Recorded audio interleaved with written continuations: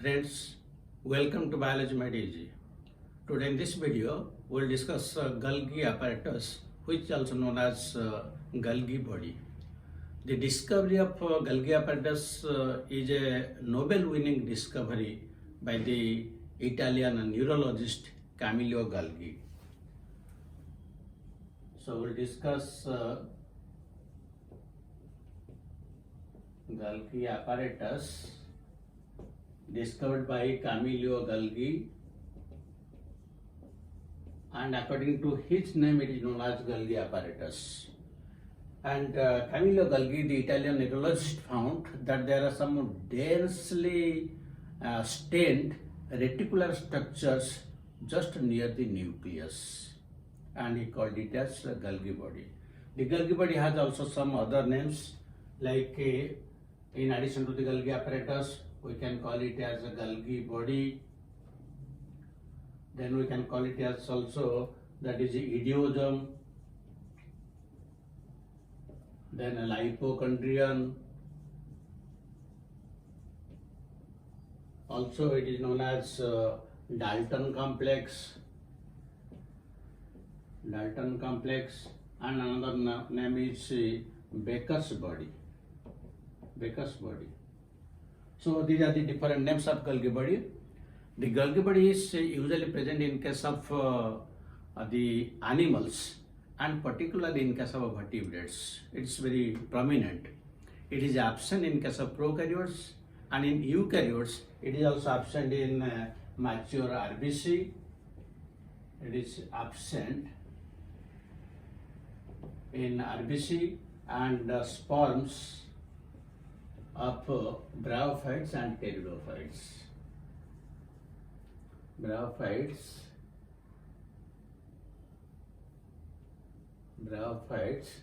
and pteridophytes.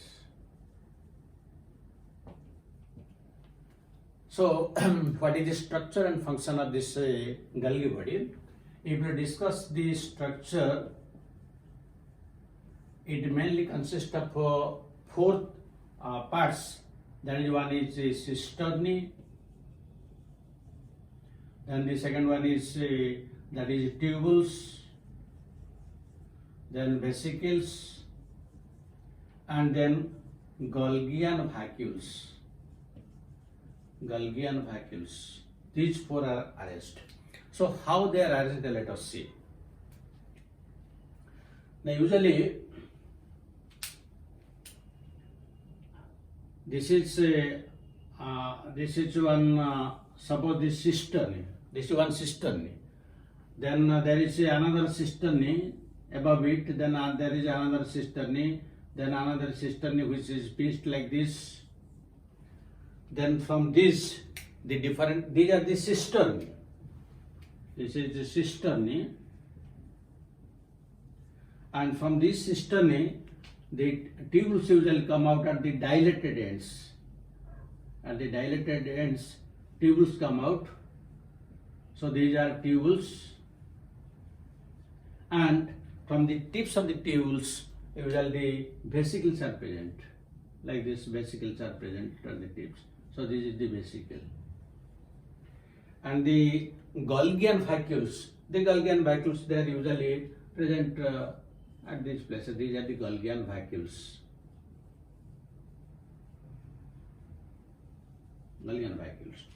So in this case, you see it consists of cisternae, which are flattened structures having a diameter of 0.5 to 1 micrometer, and it has a dilated rims from which the tubules come out, and from the tubules the vesicles comes out. Then these are the Golgian vacuoles.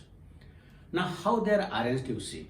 The cisternae are arranged one above another in a parallel manner, and this total complex structure is known as Golgi body. But this complex structure is usually present only in case of vertebrates of animals. Present. But in case of invertebrates, and plants, in these two cases, this compact structure is not present. Rather, these individual cisternae are present in a scattered manner throughout the cell, and in that case, that is known as dictyosome. That means we can tell that the dictyosomes are present in plants and invertebrates, while the compact Golgi body that is present in case of vertebrates of animals. This is the basic difference. Now, if we come to a single Golgi body, its understanding its structure and how it functions in a connected manner with others, that is very important. So listen carefully.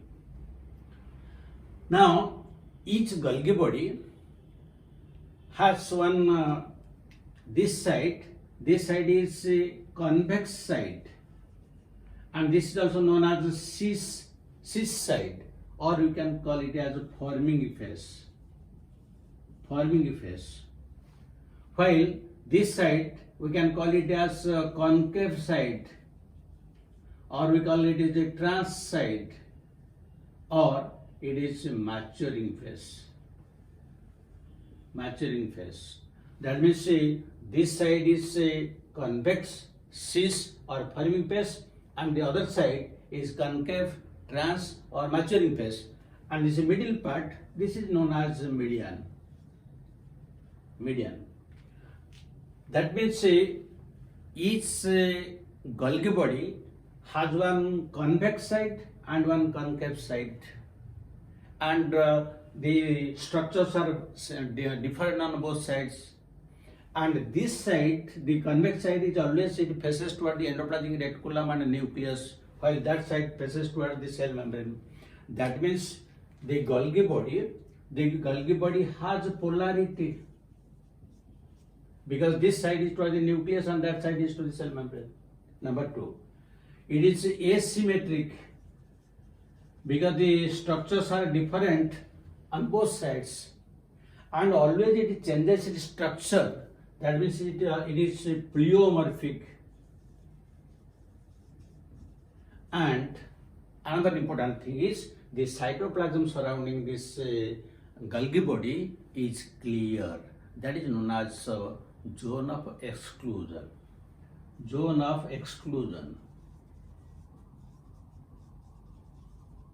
So these are the 4 important aspects of the compact Golgi body, which is present in case of the vertebrates of animals. Now, this Golgi body, like that of the endoplasmic reticulum, it forms an endomembrane system along with the lysosomes and vacuoles. And how it functions, that understanding is very important. Then only we can go to the different functions. So let us understand that point, that is very important. Now suppose this is the nucleus. This is a nucleus. Now the nucleus has 2 membranes. Now the outer membrane has a different. From the outer membrane, the rough endoplasmic reticulum comes out. So this is the rough endoplasmic reticulum. And the rough endoplasmic reticulum, they are all interconnected.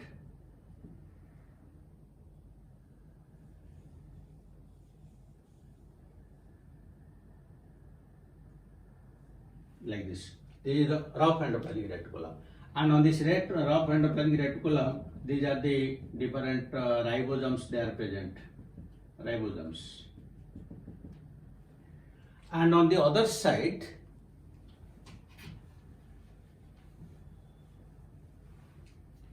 on the other side, this is the cell membrane.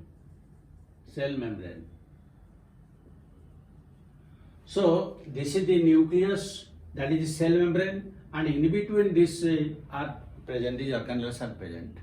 Now what happens, you see very carefully. Now this rough endoplasmic reticulum, which are the extensions of the outer nuclear membrane, on their surface ribosomes are present, they are known as rough endoplasmic reticulum. So they synthesize different types of proteins. These proteins are usually inactive, and these endoplasmic reticulums, they just pinch off, forming some vesicle-like structures, and these vesicles, they are pieced out from the endoplasmic reticulum. These are known as usually transition vesicles. These are known as the transition vesicles. So these transition vesicles, they contain inactive proteins formed by the endoplasmic reticulum. Now these transition vesicles, they combine together to give rise to the cisternae, or to give rise to this side is known as the convex or cis or forming side. So these transition vesicles which contain inactive proteins, now they give rise to the cisternae of the Golgi body. I will discuss the detail in during functions. Now within this median cisternae, they will undergo different types of processing, modification, all those things, and finally they will come to this concave side or trans side or maturing side, and again they will pinch up to give rise to the Golgian vacuoles, which contain the modified forms of different types of proteins, and ultimately they will give rise to lysosomes. This is a primary lysosome.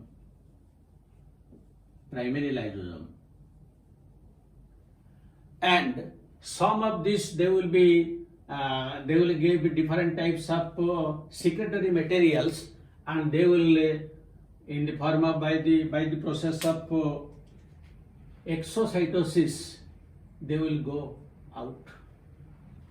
So you see, from the endoplasmic reticulum, the different types of proteins, they go to this Golgi body where they undergo different types of modifications.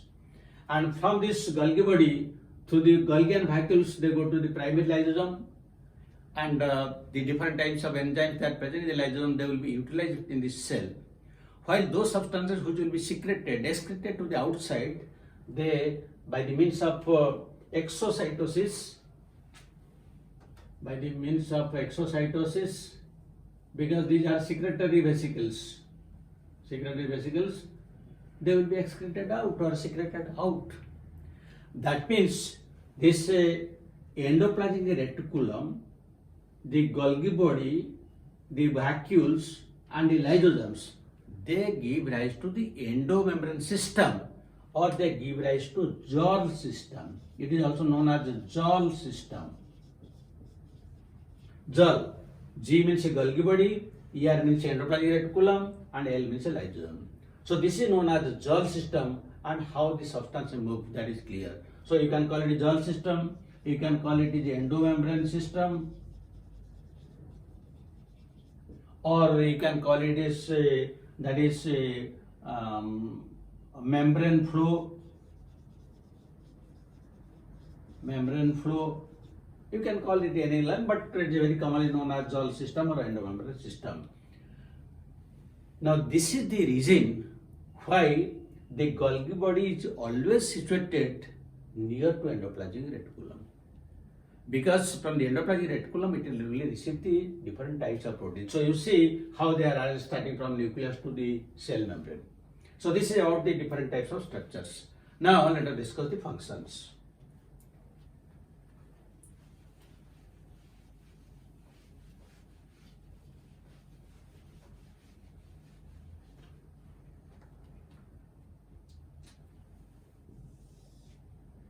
So the different functions are functions of Golgi body.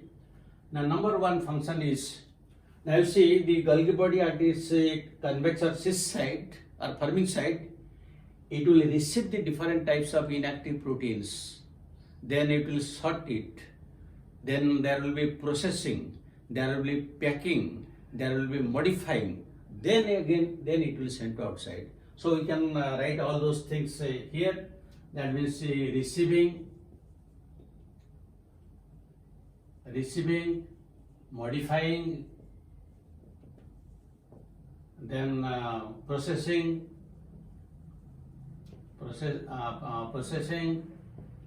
packing, and sorting of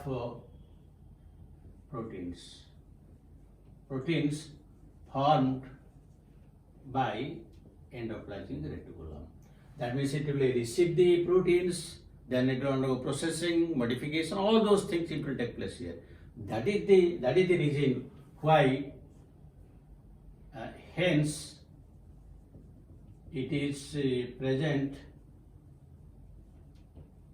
near endoplasmic reticulum. This is a very important point. Then what is second thing?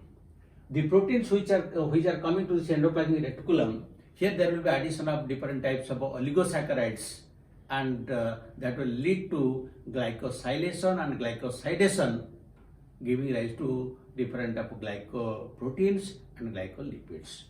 So the second step is glycosylation and glycosidation. Glycosidation leading to formation of glycolipids and glycoproteins. Now these two, glycolipids and glycoproteins, these two are very much important for the cell membrane because they take part in cell recognition, cell adhesion. So through this Golgi body they will go to the cell membrane because they have important function there. Then the third function is we can call liposylation. And what is liposylation? Liposylation means proteins plus lipids. That means lipids are also added to protein, that is known as the liposylation.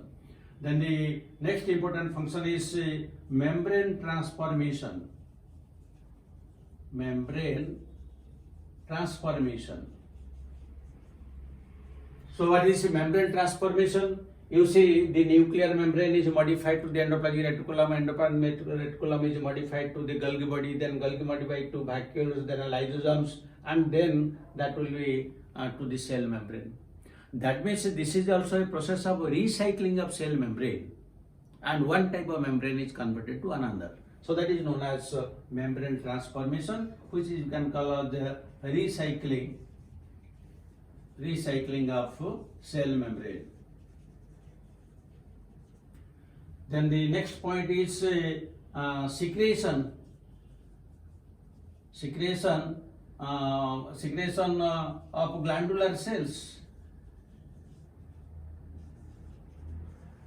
The different types of secretion that are present in glandular cells, that is only due to the Golgi body. And you see this is how the secretory vesicles through exocytosis, they can be removed out. Then another function is that synthesis of complex carbohydrates. Synthesis of all complex carbohydrates like peptides, cellulose,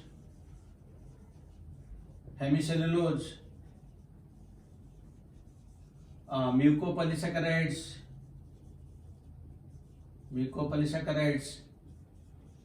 even hyaluronic acid, all will be synthesized, all these complex carbohydrates will be synthesized in the Golgi body except starch and glycogen.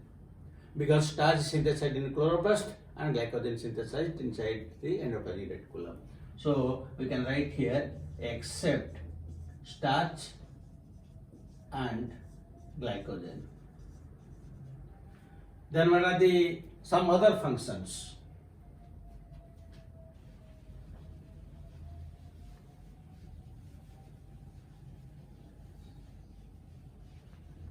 So some other functions we can write it here. So the next function is that is also secretion of gum, mucus, saliva, then tears, saliva, tears, mucus, even hormones, all are secreted by the Golgi body. Then another function is formation of cell wall formation of cell wall and cell plate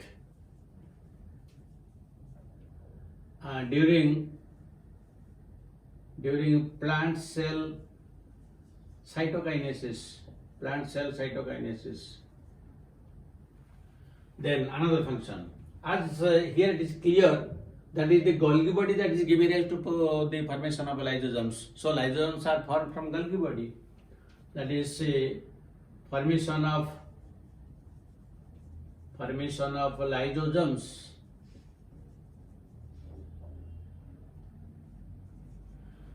Then another point is that is acrosome formation. Acrosome formation at the tip of that is tip of animal sperm, which digests egg sheath during fertilization. Then another 2-3 functions are there. Let us write it here.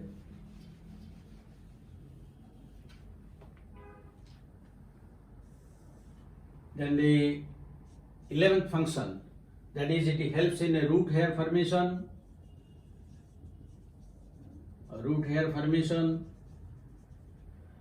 Since its function is secretion, that is why the Golgi bodies are abundantly present in a root cap, because when the root cap penetrates the hard soil, it requires lubrication. So lubricates the root caps. And another function is formation of hypnotoxin of nematoblast.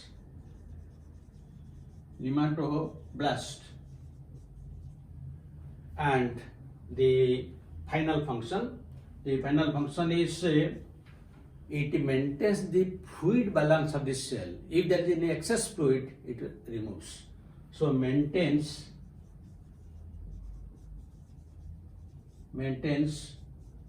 fluid balance of the cell. So these are some of the very important functions of the Golgi body. I hope now I have very clear understanding, that is why the endoplasmic reticulum, Golgi body, vacuoles and lysosomes, they form endomembrane system, and how it functions to this GERL system or endomembrane system, how one is connected with another, and what is the reason behind that the Golgi body is always present and near to the endoplasmic reticulum. That also we have explained it. So first you have to understand how they are arranged, how it functions, and then automatically you can remember what are the different types of functions. So thank you very much for watching the video. Wish you a very bright future. God bless you.